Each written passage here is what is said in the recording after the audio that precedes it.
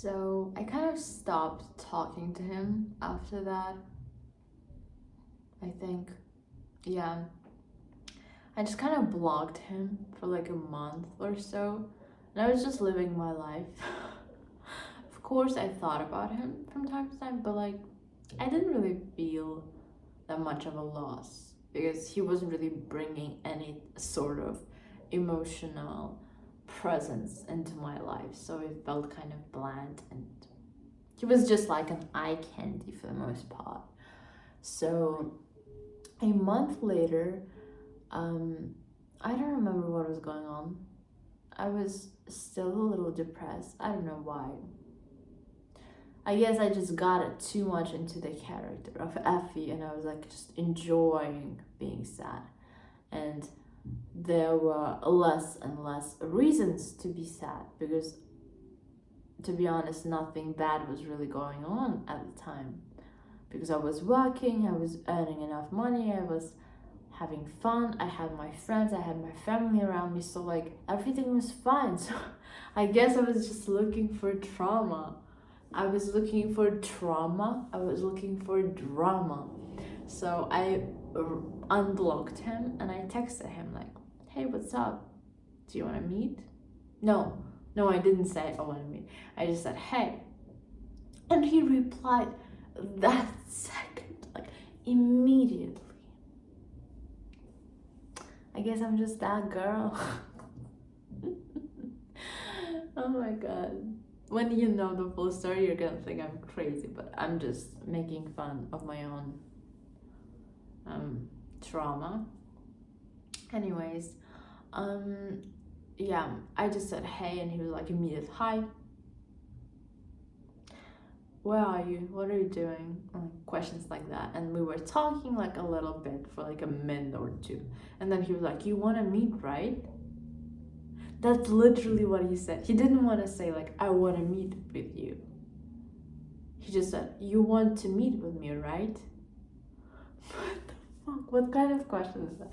I don't know. I guess he just thought I was using him or something.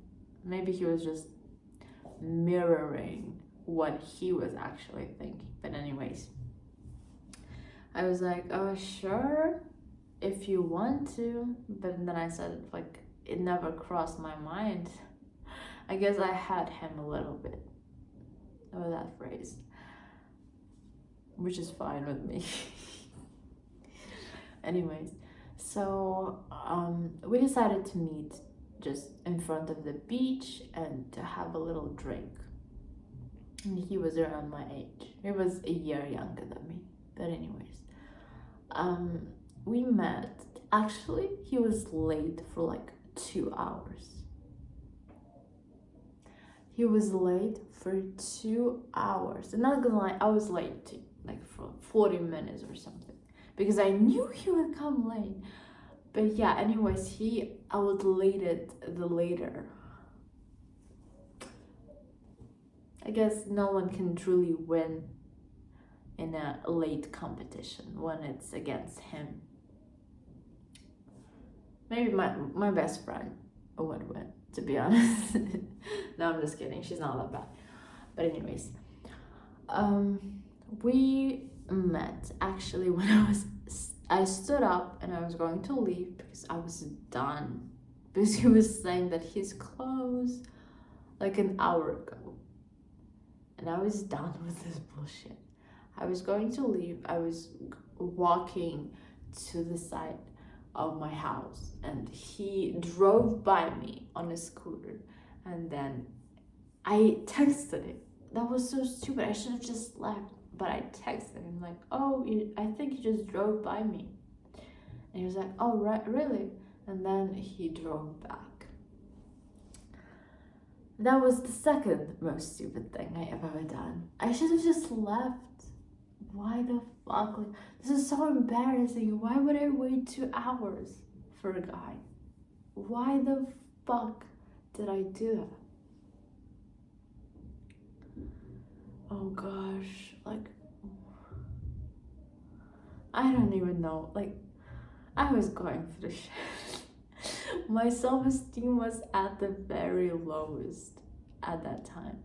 and I saw him, and I didn't really have the same reaction as I did when I first met him. I wasn't like fangirling over him, maybe because I was mad at him that he was late. I was just acting a little cold. I was talking like I usually do with other people.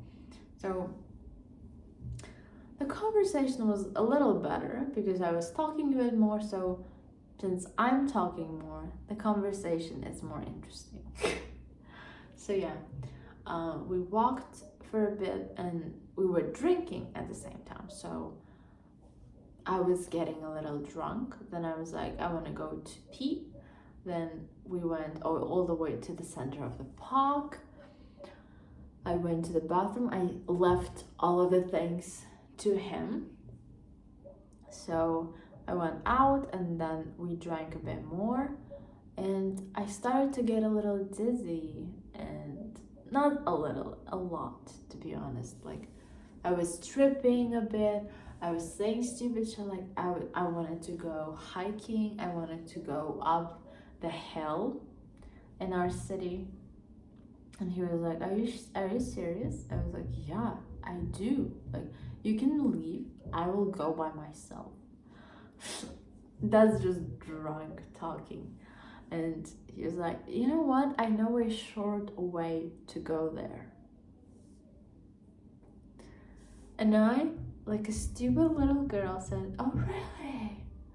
Can you show it to me? And then we went into a dark place. Like, we had to climb down. I couldn't, so he helped me out. He like picked me up, and he ripped my tights, my favorite tights.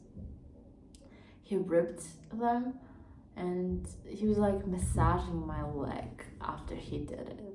I was like, no, it's okay, like, it's fine. Like, even if I was drunk, it didn't feel good. Even though usually when I'm drunk, I like physical touch. I like people. People look much more beautiful than they already do. Like, I get clingy onto people, especially the ones that I already like when I'm sober. So that was a little weird that I was very wary of him, even though, like, I supposedly had a crush on him. But that was weird. So we went like a little further, and like that was it. Like, there wasn't any way. That was just a little dark, closed off alleyway. There was a beach like right in front of it, and there was a rock where people could sit at.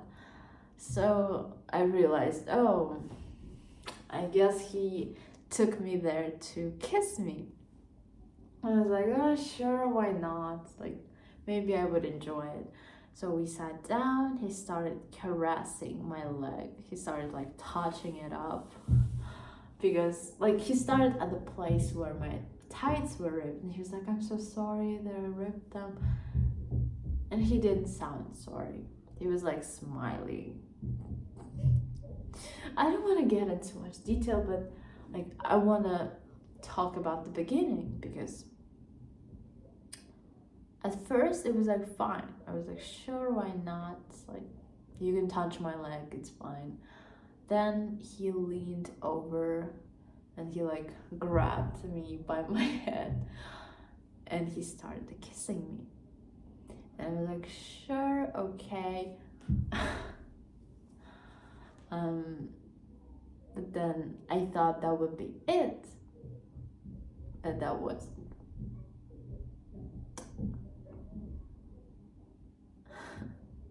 That wasn't it. I don't want to get into much detail here, but let's just say it was sexual assault.